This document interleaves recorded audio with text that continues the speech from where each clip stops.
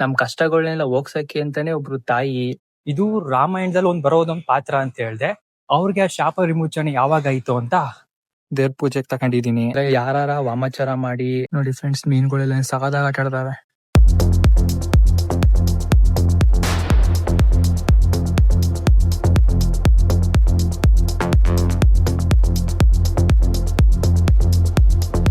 Hello guys, welcome back to ಮ್ಯಾನದರ್ ಲಾವ್. ನಾನು ನಿಮ್ಮ ಮಂಡ್ಯ ದುರ್ಗ ಯಶವಂತ್.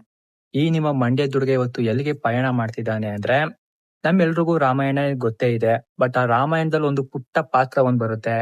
ನಮ್ ಕಷ್ಟಗಳನ್ನೆಲ್ಲ ಹೋಗ್ಸಕ್ಕೆ ಅಂತಾನೆ ಒಬ್ರು ತಾಯಿ ನಮ್ಮ ಮಂಡ್ಯ ಜಿಲ್ಲೆಯಲ್ಲಿ ನೆಲೆಸಿದ್ದಾರೆ. ಅದು ಪಾಂಡವಪುರದಲ್ಲಿರೋ ಅಹಲ್ಯ ದೇವಿ. ಆ ಟೆಂಪಲ್ಗೆ ಇವತ್ತು ನಾನು ಹೋಯ್ತಾ ಇದೀನಿ, ನಿಮ್ಗೂ ತೋರಿಸ್ಬೇಕು ಅನ್ಕೊಂಡಿದೀನಿ. ಬನ್ನಿ ಹೋಗೋದ. ಆ ಟೆಂಪಲ್ ವಿಶೇಷತೆ ಏನು, ಅದು ಬಿಹೈಂಡ್ ಸ್ಟೋರಿ ಏನೈತೆ ಅಂತೆಲ್ಲ ಹೋಯ್ತಾ ಡಿಸ್ಕಸ್ ಮಾಡ್ಕೊಂಡು ಹೋಗೋದ. Okay, let's start. ಫ್ರೆಂಡ್ಸ್, ನಾನು ರೆಗ್ಯುಲರ್ ಹೋಟ್ಲಿಗೆ ಹೋಗ್ಬಿಟ್ಟಿದ್ದೀನಿ ಊಟ ಮಾಡೋದ, ತಿಂಡಿ ಮಾಡೋದ ಅಂತ. ತಿಂಡಿ ಮಾಡ್ಕೊಂಡು ಹೋಯ್ತಾ ಸ್ಟೋರಿ ಸ್ಟಾರ್ಟ್ ಮಾಡಿ. ಗಾಯ್ಸ್, ತಿಂಡಿ ಮಾಡ್ಕೊಂಡು ಈಗ ಬಂದೆ. ಈಗ ನಿಮ್ಗೆ ಸ್ಟೋರಿ ಹೇಳ್ತೀನಿ. ನಿಮ್ಗೆ ನಾನು ಅವಾಗ್ಲೇ ಹೇಳ್ದಂಗೆ ಇದು ರಾಮಾಯಣದಲ್ಲಿ ಬರೋದೊಂದು ಪಾತ್ರ ಅಂತ ಹೇಳ್ದೆ. ಬಟ್ ಇದು ಸ್ಟಾರ್ಟ್ ಆಗೋದು ಸ್ಟೋರಿ ಯಾವಾಗ ಅಂದ್ರೆ ರಾಮಾಯಣಕ್ಕಿಂತ ಮುಂಚೆ. ಇದು ರಾಮಾಯಣಕ್ಕಿಂತ ಮುಂಚೆ ನಡೆದಿರೋದು. ಬಟ್ ಅದು ರಾಮಾಯಣಗೆ ಹೆಂಗ್ ಲಿಂಕ್ ಆಗುತ್ತೆ ಅಂತ ಹೋಯ್ತಾ ಸ್ಟೋರಿ ಹೇಳ್ತೀನಿ. ಅಹಲ್ಯ ದೇವಿ ಅಂದ್ರೆ ಯಾರು ಅಂದ್ರೆ, ಫಸ್ಟ್ ಆಫ್ ಆಲ್ ಆಗಿ ಬ್ರಹ್ಮನ ಮಗಳು. ಅವಳು ಎಷ್ಟು ಬ್ಯೂಟಿಫುಲ್ ಅಂದ್ರೆ ಅತಿ ಸುಂದರ ಯುವತಿ ಅವಳು. ಅವಳನ್ನ ಏನ್ ಮಾಡ್ತಾರೆ ಅಂದ್ರೆ, ಗೌತಮ ಮಹರ್ಷಿ ಅಂತ ಒಬ್ರು ಋಷಿ ಮುನಿಗಳು ಇರ್ತಾರೆ, ಅವ್ರಿಗೆ ಕೊಟ್ಟು ಮದ್ವೆ ಮಾಡ್ತಾರೆ. ಆ ಯುವತಿ ಮೇಲೆ ಅಂದ್ರೆ ಅಹಲ್ಯ ದೇವಿ ಮೇಲೆ ಇಂದ್ರನಿಗೆ ಕಣ್ಣಿರ್ತದೆ ಯಾವಾಗ್ಲೂ, ಇವ್ರನ್ನ ಹೆಂಗಾರ ಮಾಡಿ ಉಳಿಸ್ಕೋಬೇಕು ನಾನು ಅಂತ. ಒಂದಿನ ಇದೇ ಸಂಚನ ಕಾಯಿಸ್ಕೊಂಡು ಒಂದಿನ ಋಷಿ ಮುನಿಗಳು ಸ್ನಾನಕ್ಕೆ ಅಂತ ಹೊರಗಡೆ ಹೋಯ್ತಾರೆ.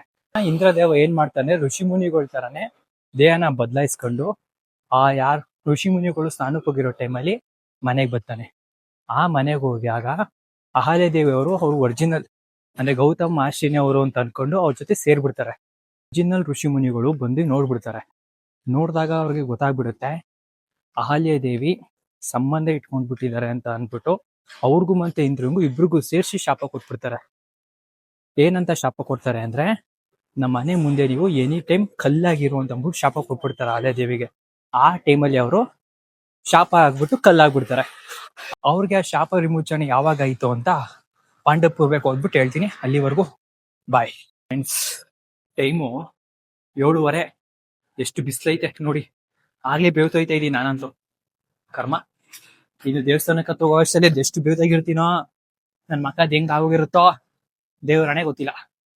ಬಸ್ ಸ್ಟಾಪ್ ಬಂದ್ಬಿಟ್ಟು ವೆಯ್ಟ್ ಮಾಡ್ತಾ ಇದ್ದೀನಿ, ಇನ್ನ ಬಸ್ಸೇ ಬಂದಿಲ್ಲ ನೋಡಿ. ಬಸ್ಸು ತುಂಬ ಹೋಗೈತೆ, 6:10 ಟ್ರೈ ಮಾಡ್ತಾವ್ರೆ. ಫ್ರೆಂಡ್ಸ್, ಸ್ಟೋರಿನ ಇವಾಗ ಕಂಟಿನ್ಯೂ ಮಾಡ್ತಾ ಇದ್ದೀನಿ. ಆ ಶಾಪದಿಂದ ಹೆಂಗ್ ಹೊರಗಡೆ ಬರ್ತಾರೆ ಅಹಲ್ಯ ದೇವಿ ಅವರು ಅಂದ್ರೆ, ರಾಮ ಲಕ್ಷ್ಮಣ ಸೀತಾ ವನವಾಸಕ್ಕೆ ಅಂತ ಕಾಡಿಗೆ ಬಂದಾಗ ಅಲ್ಲಿನ ಒಂದು ಕಲ್ಲು ಮೇಲೆ ಪಾದನ ಸ್ಪರ್ಶ ಮಾಡ್ತಾರೆ. ಆ ಕಲ್ಲು ಬೇರೆ ಯಾವುದೂ ಅಲ್ಲ, ಅಹಲ್ಯ ದೇವಿಯವರು ಶಾಪ ಆಗಿ ಕಲ್ಲಾಗಿರೋದು. ಆ ಕಲ್ಲನ್ನ ರಾಮ ಸ್ಪರ್ಶ ಮಾಡಿರೋದ್ರಿಂದ ಅವರು ಆ ಶಾಪದಿಂದ ಹೊರಗೆ ಬರ್ತಾರೆ. ಕತೆ ಇಲ್ಲಿಗೆ ಮುಗಿಲಿಲ್ಲ ಫ್ರೆಂಡ್ಸ್. ಅವರು ಶಾಪದಿಂದ ಹೊರಗಡೆ ಬಂದಾದ್ಮೇಲೆ ಪಶ್ಚಾತ್ತಾಪ ಪಡ್ತಾ ಇರ್ತಾರೆ. ನಾನು ಈ ತರ ಪಶ್ಚಾತ್ತಾಪ ಪಡಕ್ಕೆ ನನ್ನ ಸೌಂದರ್ಯನೇ ಕಾರಣ ಆಯ್ತು ಅಂದ್ಬಿಟ್ಟು ಶಿವ ಪಾರ್ವತಿ ಮೊರೆ ಹೋಯ್ತಾರೆ. ಶಿವ ಪಾರ್ವತಿ ಪ್ರತ್ಯಕ್ಷ ಆದಾಗ ಅವ್ರ ಹತ್ರ ಏನು ವರ ಕೇಳ್ತಾರೆ ಗೊತ್ತಾ? ಏನು ವರ ಕೇಳ್ತಾರೆ ಅಂತ ದೇವಸ್ಥಾನಕ್ಕೆ ಹೋಗ್ಬಿಟ್ಟು ಹೇಳ್ತೀನಿ, ಅಲ್ಲಿವರೆಗೂ ವೆಯ್ಟ್ ಮಾಡಿ. ನೋಡಿ ಫ್ರೆಂಡ್ಸ್, ನಮ್ಮ ಕಾಲೇಜ್ ಬಸ್ ಹೋಯ್ತಿದೆ, CIT ಕಾಲೇಜ್ದು. ಈಗ ಆಟೋ ಹೊತ್ಕೊಂಡು ಉಪ್ಪರಾಗಿ ಹೋಯ್ತಾ ಇದ್ದೀನಿ.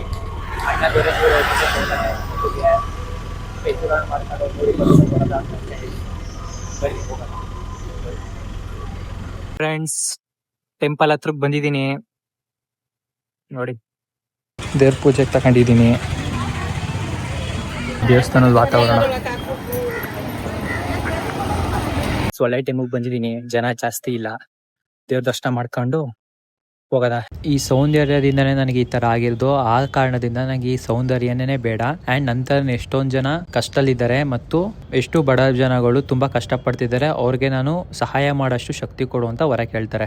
ಆಗ ಪರಮಶಿವನು ಮತ್ತೆ ಪಾರ್ವತಿ ತಾಯಿ ಸುಂದರಿ ರೂಪವಾಗಿದ್ದ ಉಗ್ರ ರೂಪಿಯಾಗಿ ಸೃಷ್ಟಿ ಮಾಡಿ ಭೂಮಿಗೆ ಹೋಗ್ಬಿಟ್ಟು ನೆಲೆಸು ಅಂದ್ಬಿಟ್ಟು ವರ ಕೊಡ್ತಾರೆ. ಆಗ ಅಹಲ್ಯ ದೇವಿ ತಾಯಿ ಕಾವೇರಿ ನೀರಲ್ಲಿ ಒಂದು ಮರದ ತುಂಡಾಗಿ ಹರ್ಕೊಂಡ್ ಬರ್ತಾರೆ. ಅವಾಗ ಜನಗಳನ್ನ ತಂದು ಪೂಜಿಸೋ ಟೆಂಪಲ್ಲೇ ಶಕ್ತಿ ಆರತಿಯ ಉಕ್ಕಡ ಮಾರಮ್ಮ.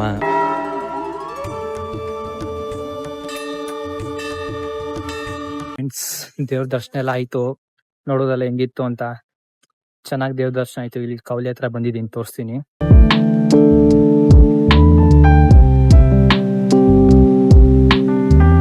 ಈ ಮೇನ್ ಆಗಿ ಏಂತಕ್ ಬರ್ತಾರೆ ಅಂದ್ರೆ, ಯಾರ ವಾಮಾಚಾರ ಮಾಡಿ ನೋವು ಅನುಭವಿಸ್ತಿದ್ರೆ, ಆಮೇಲೆ ಎಷ್ಟೊಂದು ಜನಕ್ಕೆ ಎಷ್ಟೊಂದು ಥರ ಕಷ್ಟಗಳೆಲ್ಲ ಇರುತ್ತೆ. ಆವಾಗ ಜನ ಇಲ್ಲಿಗೆ ಬಂದು ತಡೆ ಓಡಿಸ್ತಾರೆ. ತಡೆ ಓಡಿಸ್ಬೇಕಾದ್ರೆ ಮೊಟ್ಟೆ, ಕಾಯಿ ಎಲ್ಲ ಕೊಡ್ತಾರೆ. ಅವೆಲ್ಲನೂ ಇಟ್ಟು ಇಲ್ಲಿ ತಡೆ ಓಡಿಸ್ತಾರೆ. ತಲೆ ಓಡಿಸ್ಕೊಂಡೋಯ್ತು ಅಂದರೆ ಎಲ್ಲ ಒಳ್ಳೇದಾಗುತ್ತೆ ಅಂತ ಇಲ್ಲಿ ಜನಗಳ ನಂಬಿಕೆ. ಸೊ ಹಾಗಾಗಿ ನಾನು ತಡೆ ಓಡಿಸ್ಲಿಲ್ಲ, ಯಾಕಂದರೆ ನಮ್ಮ ಅಮ್ಮ ಲಾಸ್ಟು ಟೈಮ್ ಬಂದಾಗ ತಡೆ ಓಡಿಸಿದ್ರು. ಇನ್ನೂ 1 ತಿಂಗಳಾಗಿಲ್ಲ ನಮ್ಮ ಅಮ್ಮ ಬಂದು, ಅದಕ್ಕೋಸ್ಕರ ತಡೆ ಓಡಿಸ್ತಾನೆ. ಬರೀ ಜಸ್ಟ್ ಪೂಜೆ ಮಾಡಿಸಿದ್ದೀನಿ. ಇಲ್ಲಿ ನೋಡಿ ಮೀನುಗಳು ಹೆಂಗೆ ಆಟ ಆಡ್ತಾವೆ ಇಲ್ಲಿ.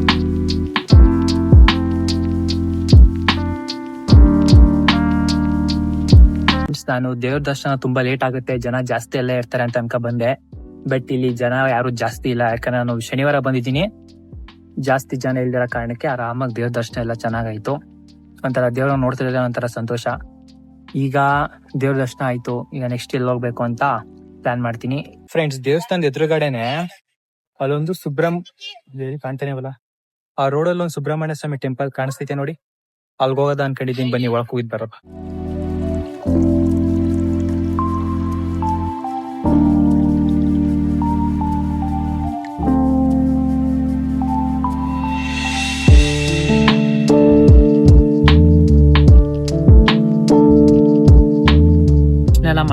ಫ್ರೆಂಡ್ಸ್, ದೇವ್ರ ದರ್ಶನ ಎಲ್ಲ ಮಾಡ್ಕೊಂಡಿದ್ದೆಲ್ಲ ಆಯ್ತು. ಇವಾಗ ನಮ್ ಫ್ರೆಂಡ್ ಒಬ್ಳು ಇಲ್ಲೇ ಪಾಂಡವಪುರದಲ್ಲಿ ಇದ್ದಾಳೆ. ಅವಳು ಫೋನ್ ಹಾಕಿದೆ, ಅವಳೇನೋ ಮೀಟಿಂಗ್ ಅಲ್ಲಿ ಇದ್ದಾಳಂತೆ. ಮೀಟಿಂಗ್ ಮುಗಿಸ್ಕೊಂಡ್ ಬರ್ತೀನಿ, ವೇಟ್ ಮಾಡು ಅಂತ ಹೇಳೋಳೆ. ಅದಕ್ಕೋಸ್ಕರ ವೇಟ್ ಮಾಡ್ತಾ ಇದೀನಿ. ಅವಳೇನಾರ ಬತ್ತು ಅಂದ್ರೆ ಎಲ್ಲಾರ ತಿನ್ನಕ್ಕೆ ಕರ್ಕೊಂಡು ಹೋಗೋಣ.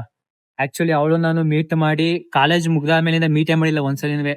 ಅತ್ತ 3 ವರ್ಷ ಆಯ್ತು ಅನ್ಸುತ್ತೆ. 3 ವರ್ಷ ಆದ್ಮೇಲೆ ಮೀಟ್ ಮಾಡ್ತಾ ಇರೋದು. ನೋಡೋದ ಸಿಗ್ತಾಳ ಏನ್ ಕತೆ ಅಂತ.